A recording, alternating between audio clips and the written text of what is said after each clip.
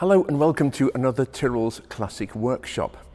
With a certain air of inevitability, we do get these in, and I've been itching to do one for a while, and here it is, a Jaguar E Type, but a Series 3 V12. Very interesting car, actually, much underrated, much maligned. I can sort of talk a little bit about why and how it should and should not be. But Jaguar obviously invented the E-Type in 1961, and compared to the previous car, the XK150, which was a separate chassis with a body bolted on top, essentially. But same engine, 3.8 litre in the last XK150s. This car was a revelation. It was race car technology straight off the Le Mans racetrack in the C and D Type Jaguars, copied and pasted to a road car, largely. And by the late 1960s, Jaguar had soldiered on with the fantastic XK engine, the straight six twin cam engine, cast alloy head, cast iron block, and it was the first engine Jaguar really developed when they started up again in business after the Second World War. So around about 1946, 47, I think, the XK engine was developed. And it went right the way through until the 1990s, a remarkable engine. But Jaguar quickly realised that, particularly for the American market, when you had things like emission controls, air conditioning, power steering, automatic transmission, all these things altered the way the engine, they actually tried to stall the engine at low revs, basically, the combination of those things. And they could easily sap 25 brake horsepower from the engine almost at idle because of the amount of load they were putting, the resistance of the air conditioning compressor, the power steering pump, putting the transmission into D, into drive.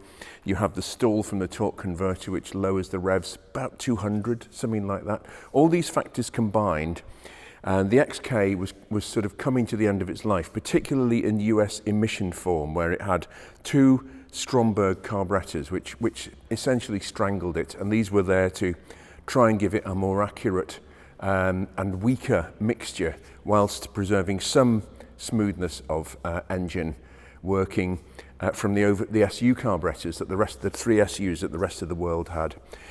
So the old XK was beginning to be done a disservice, really. It in turn went on to have fuel injection on the Series 3 Jaguar and Daimler from 1979 onwards, but that's for another day. Basically, development started on the Jaguar V12 engine because of their Le Mans racing successes.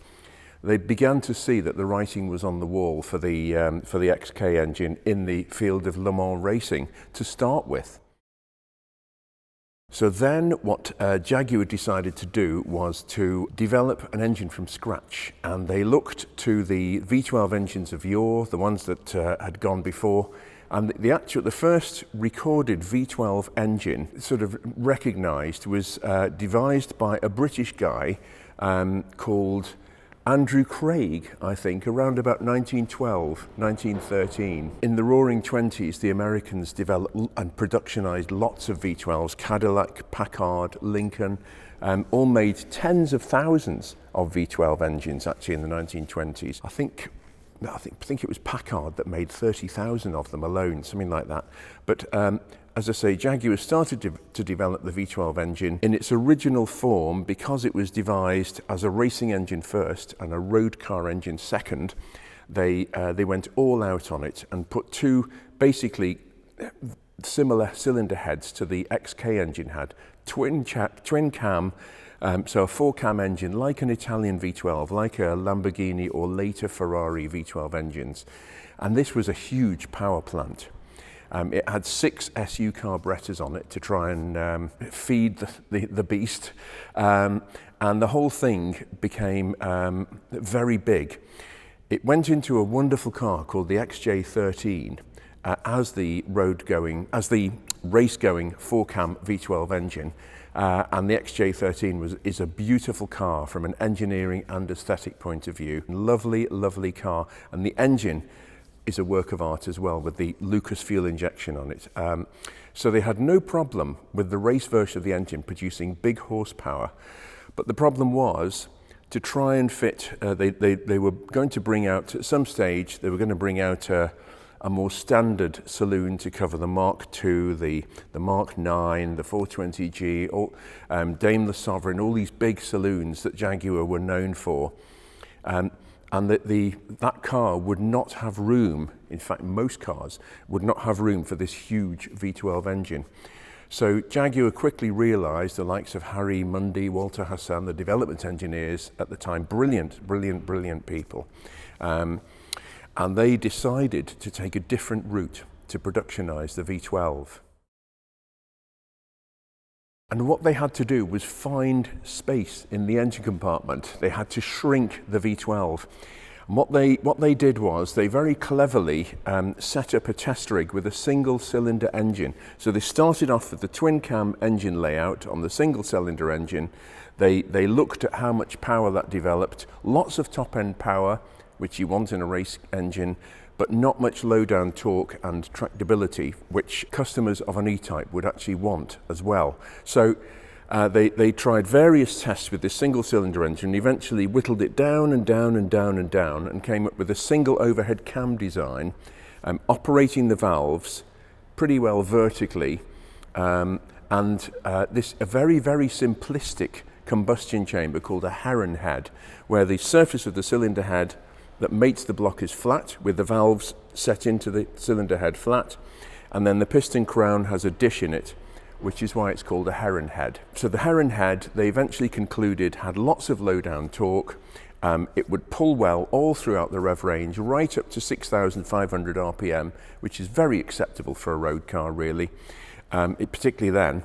And it was actually as a byproduct, it actually combusted and burnt the mixture quite efficiently. So good result. So what happened in the late 60s, Jaguar slimmed down this V12, got it to a sensible size, and they could fit it straight in the E-Type engine bay. They originally wanted fuel injection, electronic fuel injection, AE Brico, as was fitted to the Aston Martin DB6, but the problem was it was dreadfully unreliable. So they couldn't sign it off for production. So they eventually approached Stromberg carburettors, which are, interesting things, really. And they fitted 4 Stromberg carburettors onto the engine. But in order to do that, in order to squeeze the whole thing in under this very low bonnet and this very narrow frame inside the engine compartment, what they did was the intakes come in from the front into the engine, through the air filters, through the horizontal Stromberg carburettors, and then they go up like that, and then down into the inlet valves and inlet ports in the engine. So they take quite a circuitous route to get from the outside to where the action is. Okay, that doesn't particularly matter when you're talking about low down torque and driving around town and even, reasonable power outputs. But at the top end, it was quite strangled, even at 6,500 RPM, because the air had to work its way around so much of the induction system. The other disadvantage of that is that by the time the fuel mixture from the carburettor gets to the combustion chamber, it's actually not as atomized and not as efficiently prepared for combustion inside the engine as it would have been if the carburettor was nearby, as on a 6-cylinder E-Type. What all this means is Jaguar ended up with a compromise. They put 2 carburettors per bank, 4 carburettors in total, with this very twisty-turny inlet tract system, which is one of the reasons why these cars were so very heavy on fuel, because some of the fuel was wasted in that process. You could easily get one of these down to single figures, miles per gallon wise. And that was part of the E-Type's demise, actually. So the V12 was launched in 1971. Yes, there had been lots of other production V12s, as I've already said, but this was on a whole different scale. Jaguar ended up making well over 160,000 of these V12 engines in various forms over the years. A huge amount, really, by British production car standards at the time for so big a thing as a V12 engine. It turned out to be a great product, this car, in its own right. It was aimed fairly and squarely at the US market. They had this beautiful V12 engine to restore some of the lost torque, as I've explained, from the XK. But in 1971, the Middle Eastern oil crisis came along, and all of a sudden oil was in short supply, particularly in the UK and the rest of Europe. In the US, the car met with acclaim because it was designed for the US primarily. 80% of production went to the US, a huge amount actually. And that's why in the 1980s, and even to this day actually, people are still bringing E-types across from America because they are largely less rusty in the likes of Texas, places like that, Arizona, Nevada. They're largely less rusty, but maybe the wiring loom's gone and some of the trim, the dash top needs attention because it's cracked, but that's far easier to fix than actually starting to weld in new metal, as we've just done with the white car that was here. So a lot of E-types that have survived still come over from the US and are converted from left-hand drive to right-hand drive, which is a relatively simple process. But 80% went to America. The Americans liked them very much. The flared wheel arches, the bigger wheels. The early cars had what's called a fantail exhaust on them. The exhaust on the car is fairly rudimentary. It's not exotic. A V12, normally Italian V12s have 3-into-1 or 6-into-1 headers or exhaust manifolds, or 6-into-2. And then you have nice collectors and then tailpipes with resonators in them. No, Jaguar kept it very simple because it wasn't about top-end power. It was about tractability and smoothness. So you've got these cast iron exhaust manifolds, and they lead underneath the car to the tailpipe at the back, which is called a fantail because it looks like cars from the 1920s where the exhaust system actually had like a fishtail. It went out like that and had a flat horizontal look to it, and that was the exhaust system on a lot of expensive cars around that time.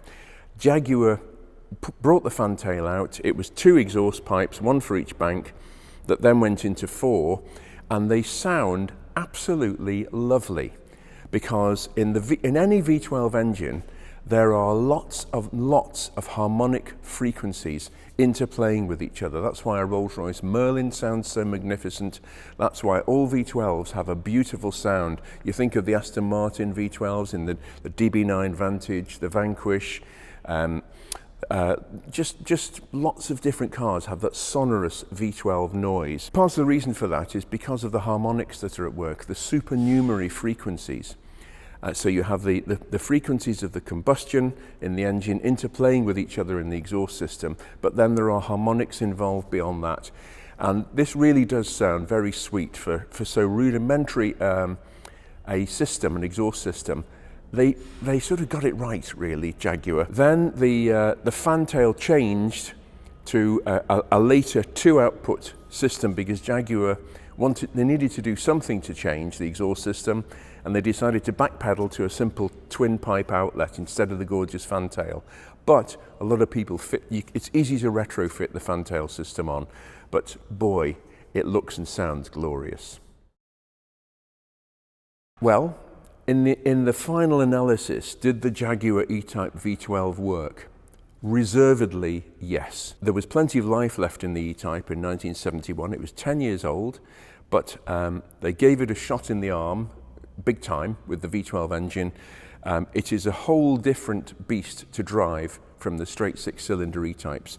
It's more of a boulevardier, it's more of a cruising car. If they are set up correctly, they are still beautifully smooth and fast.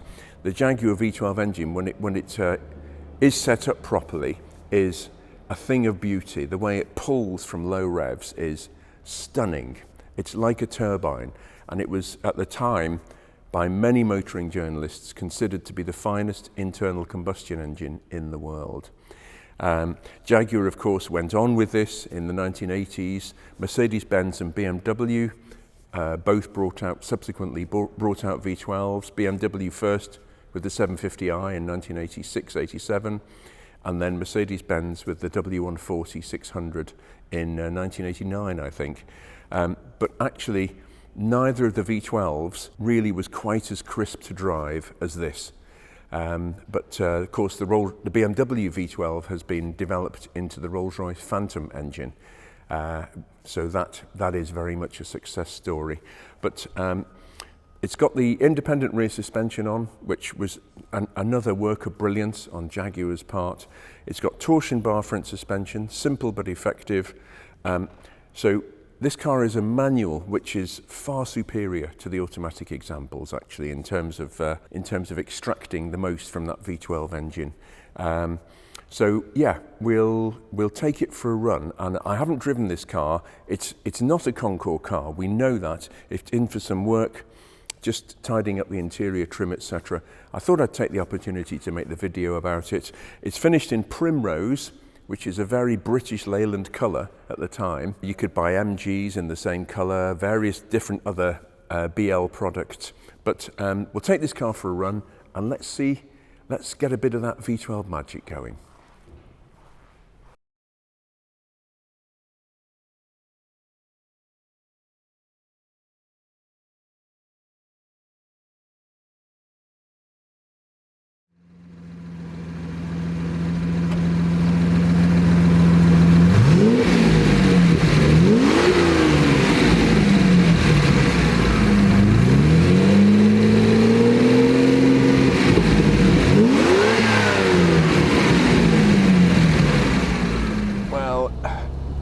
I personally love these cars. I remember I had a magnificent example in the early 1990s, about 32, 33 years ago, and it had done 2,200 miles from new, and all the fuel hoses in the engine compartment, little rubber hoses, had rotted from the inside out, and they were actually stopping the fuel getting to the carburettors, which of course they were entitled to do because the car was 30 years old.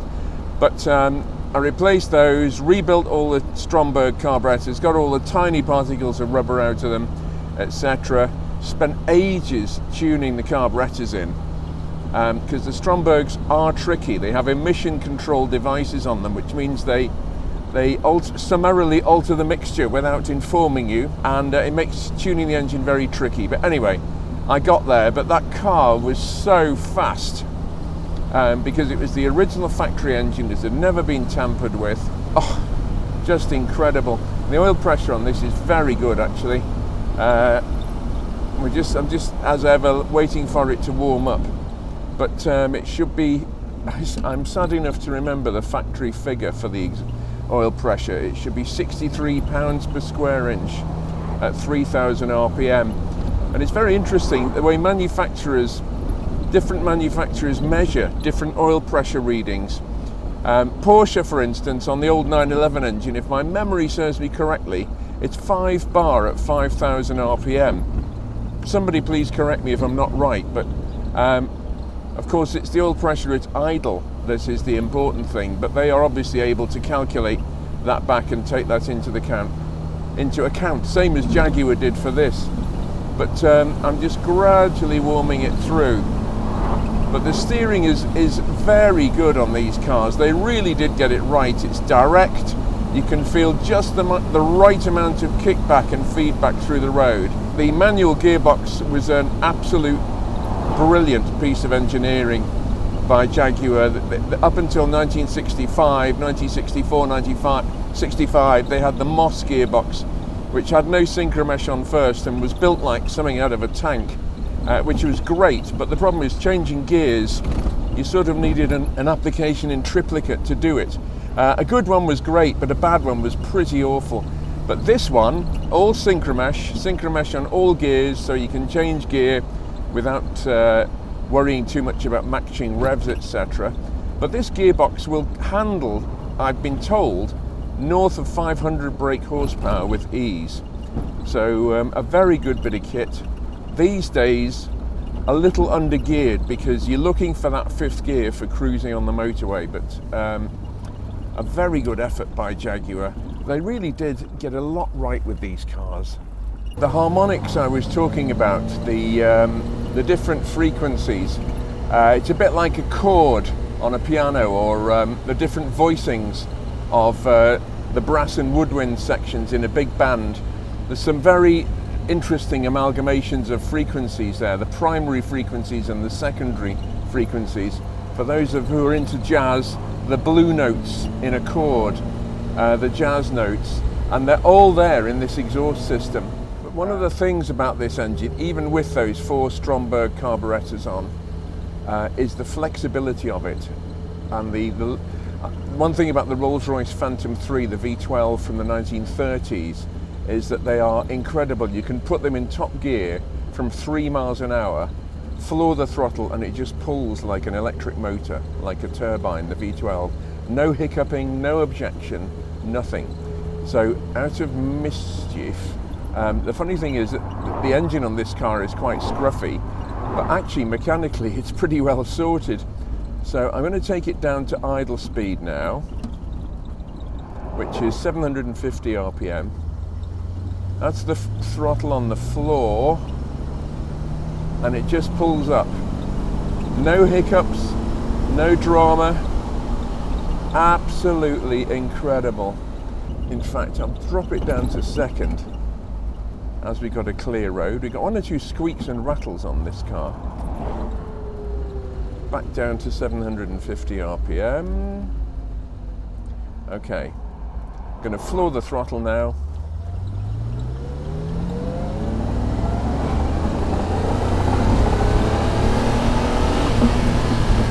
How about that?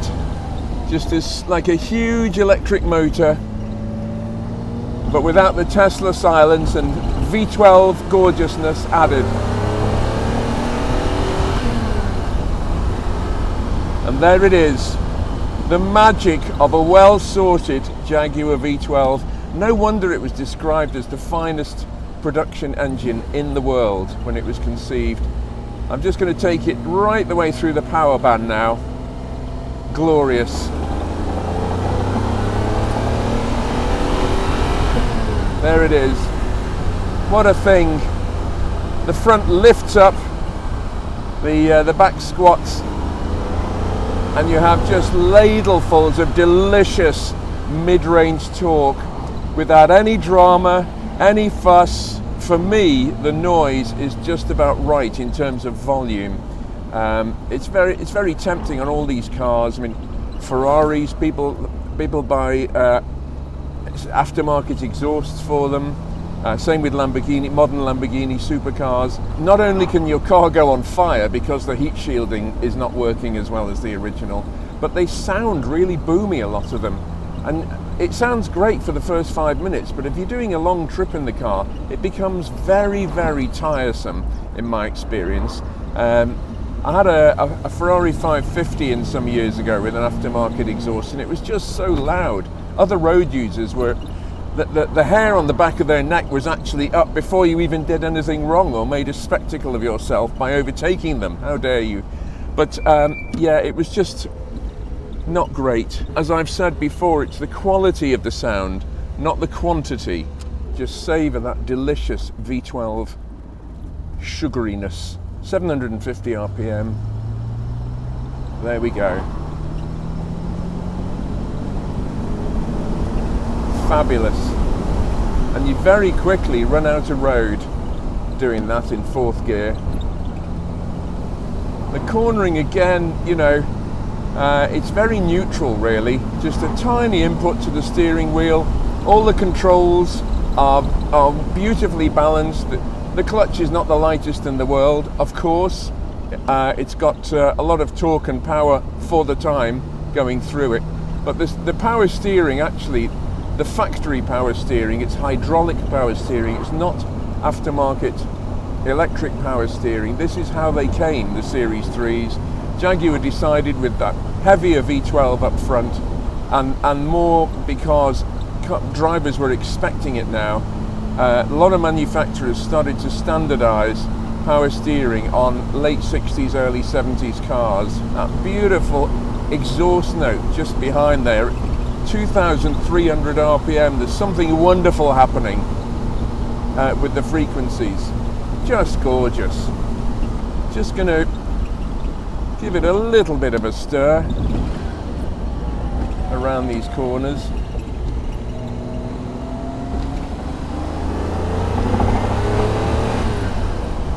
there's a tiny bit of a chattering noise coming from under the center console, which all Jaguar V12s can have, actually, of this era, which is the exhaust just slightly touching the transmission tunnel.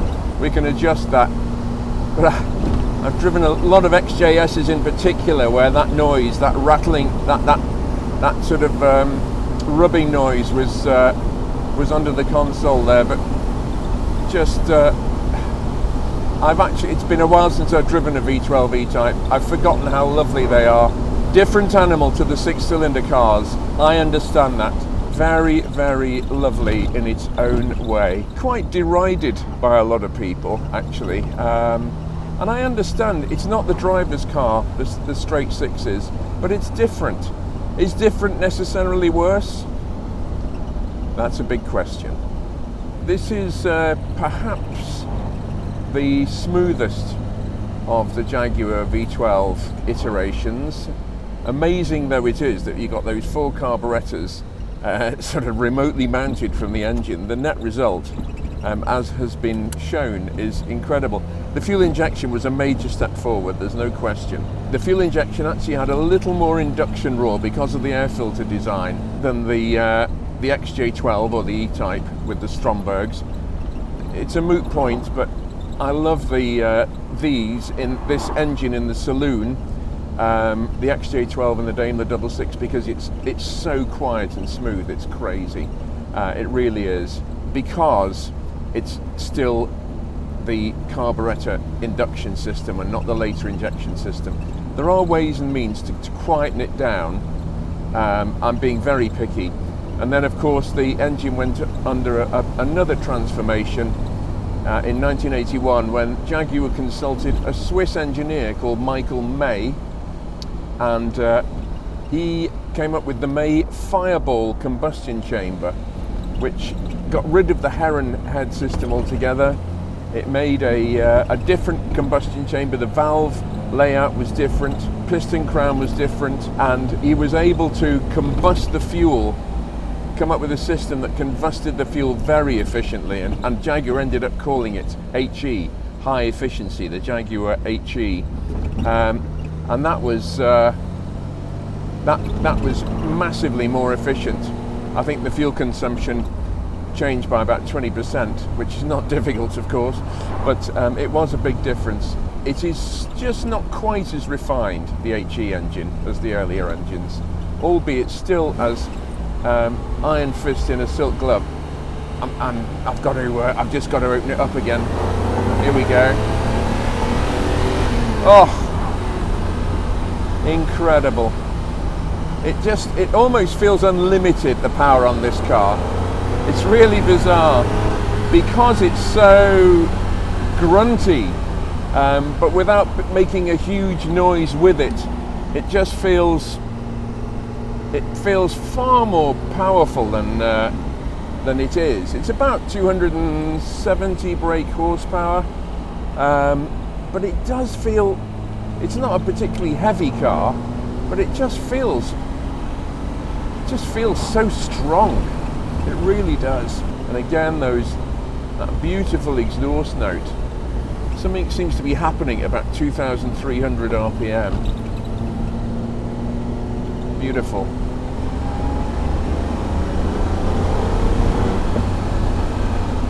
Not too shabby, it has to be said. Not too shabby. Here we go again.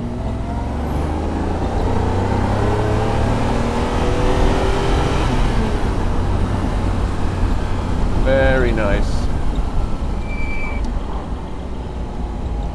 Need some copper grease on the brakes as well. There's just a couple of little jobs to be done on this car, but it makes a very good account of itself. As I say, okay, we know the engine's grubby, but it just drives so well. It's quite often the case, actually, that the most fabulously presented cars don't necessarily drive as well as something that's a little bit loved and maintained, but not obsessively cleaned. Yeah, very good. Well, that concludes another Tyrrell's Classic Workshop video. I hope you've enjoyed it. Please do subscribe, it makes a difference, and we'll be back with something else very soon.